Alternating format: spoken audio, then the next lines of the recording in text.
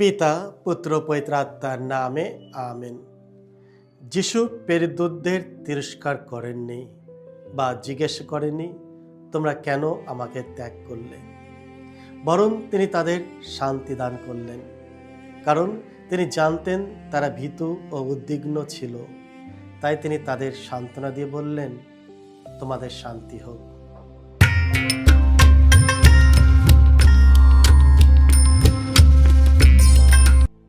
খ্রিস্টে আমার পরম প্রিয়জনেরা, আজ এপ্রিল মাসের 9 তারিখ, পুনরুত্থানের প্রথম সপ্তাহ, বৃহস্পতিবার।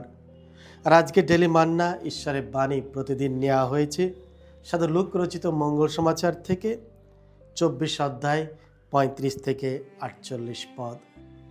এসো আমরা ভক্তিভাবে আজকের এই বাণীটি শুনি। ইমাউস থেকে জেরুসালেমে ফিরে এসে সেই দুজন শিষ্য পথে কি ঘটেছিল আর কিভাবে সেই রুটি ছেঁড়া দেখেই তারা যিশুকে চিনে ফেলেছিলেন, এই সব কথা সকলকে শোনাতে লাগলেন। তারা বলে চললেন। এমন সময় হঠাৎ যিশু নিজেই শিষ্যদের মাঝখানে এসে দাঁড়ালেন। তিনি বললেন, তোমাদের শান্তি হোক। তারা চমকে উঠলেন, ভয়ে বিভ্রান্ত হয়ে পড়লেন। তাদের মনে হলো তারা যেন ভূত দেখছেন। কিন্তু যিশু তাদের বললেন, এত বিরল হচ্ছ কেন?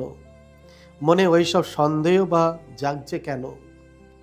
আমার হাতের দিকে, আমার পায়ের দিকে একবার চেয়ে দেখো।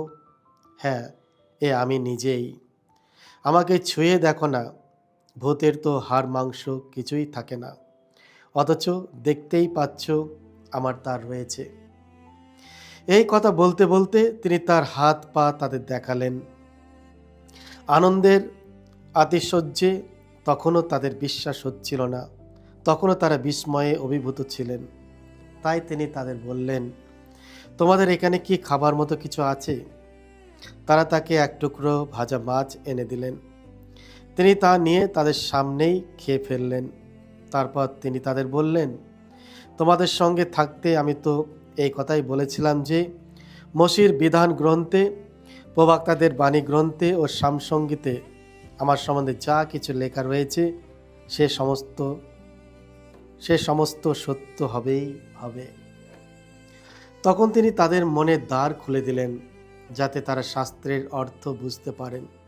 তিনি তাদের বললেন, হ্যাঁ, শাস্ত্রে এই কথা লেখাই রয়েছে যে খ্রিস্ট যন্ত্রণা ভোগ করবেন আর তৃতীয় দিনে মৃতদের মধ্য থেকে পুনরুত্থান করবেন, এবং জেরুসালেম থেকে শুরু করে সকল জাতির মানুষদের কাছে তারই নামে এই বাণী প্রচার করা হবে যে পাপের ক্ষমা লাভ করার জন্য মন ফেরানো দরকার। তোমরাই এই সব কিছুর সাক্ষী রইলে। এই হলো প্রভু যিশুর মঙ্গল সমাচার। প্রভু যিশু তোমার মহিমা প্রচারিত হোক। ভয় থেকে বিশ্বাস, ফ্রম ফিয়ার টু ফেথ। খ্রিস্ট আমার পরম প্রিয়জনেরা, আজকের মঙ্গল সমাচারে আমরা দেখি যখন পুনরুত্থিত প্রভু তার পেরিদূতদের সামনে উপস্থিত হলেন, তারা ভয়ে আতঙ্কিত হয়ে পড়ল। তারা ভাবল তিনি যেন একটি ভূত। কিন্তু যিশু প্রমাণ করলেন যে তিনি কোনো ভূত নয়।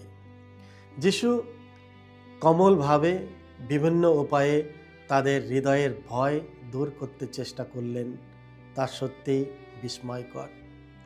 যিশু তাদের ভয় দেখাতে আসেননি, বরং তাদের বিশ্বাসকে দৃঢ় করতে এসেছিলেন।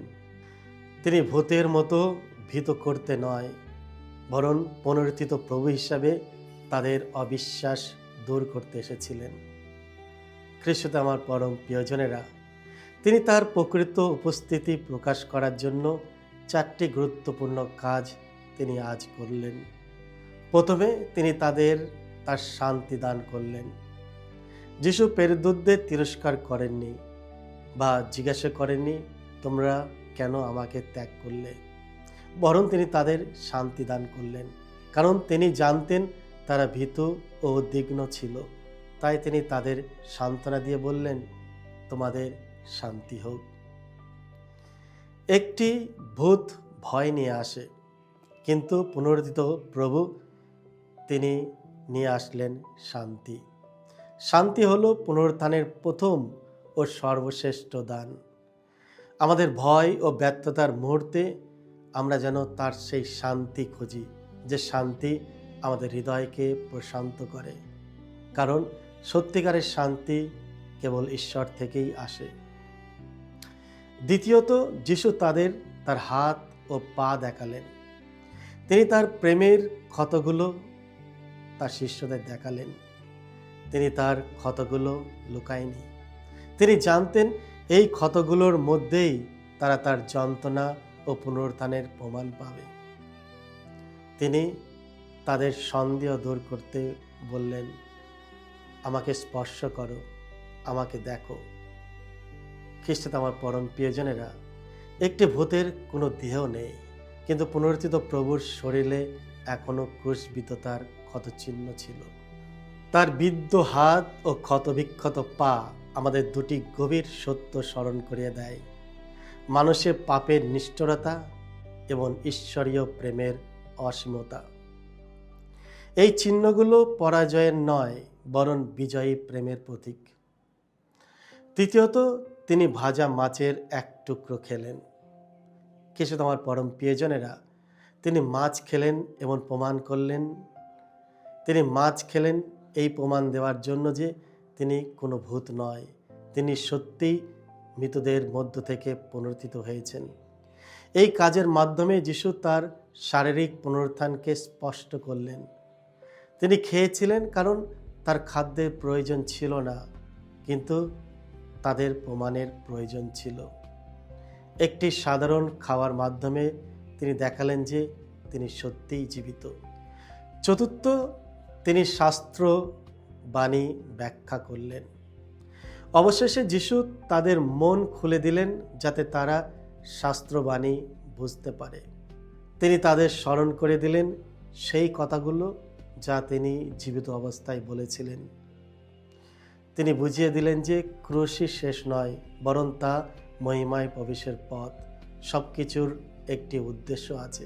তিনি দেখালেন তার দুঃখ ভোগ, মৃত্যু ও পুনরুত্থান সবই তার পূর্ববাণী অনুযায়ী ঘটেছে। এর মাধ্যমে আমরা শিখি ঈশ্বর সর্বদা বিশ্বস্ত, তার বাক্য কখনো ব্যর্থ হয় না। খ্রিস্ট আমার পরম প্রিয়জনেরা, এসো আমরা পুনরুত্থিত যিশুর প্রতি বিশ্বাস নেই। তিনি আজও জীবিত রয়েছেন, তিনি আজও আমাদের মধ্যে বিরাজমান। তিনি যে সর্বশ্রেষ্ঠ দান তার পুনরুত্থানের পর দিয়েছিলেন শিষ্যদের, তার শান্তি, এই শান্তি এখনও আমাদের মধ্যে, আমাদের পরিবারে, আমাদের সমাজে, বিশেষ করে বিশ্বে প্রয়োজন। এসো শান্তিরাজ প্রভু যিশুর কাছে প্রার্থনা করি, তিনি যেন তার শান্তি আমাদের মধ্যে নিয়ে আসেন। আমরা তার উপর ভরসা রাখি, তিনি আমাদের মধ্যে উপস্থিত আছেন। সকলকে জয় যিশু। ঈশ্বর আপনাদের সকলকে আশীর্বাদ করুন।